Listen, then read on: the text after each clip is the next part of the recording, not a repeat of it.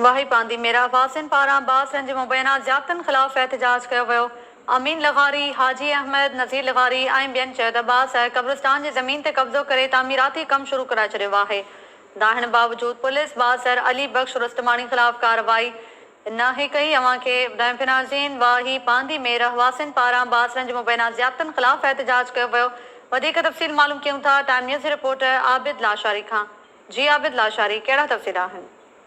हाँ जी बिल्कुल वाई पानी में निगारी बिरादरी के माण्हुनि पारां जेको आहे अॼु एहतजाजी मुज़ाहिरो कयो वियो। उन मौक़े ते अॻुवाणनि जेको आहे हाजी अहमद, नज़ीर लेगारी ऐं अमीन लेगारी ॿिनि चयो त जेको आहे बासर अली बख्श रुस्तमानी जेको आहे असांजे तारीख़ी क़ब्रिस्तान जी ज़मीन ते कब्ज़ो करे हुते तामीराती कमु शुरू कराए छॾियो आहे। पुलिस वटि बार बार वञण बावजूदि पुलिस का कार्रवाई करण लाइ तयारु न आहे। हिननि मुतालबो कयो आहे त फौरी तौर ते बासर ख़िलाफ़ कार्रवाई करे असां इंसाफ़ कयो वञे।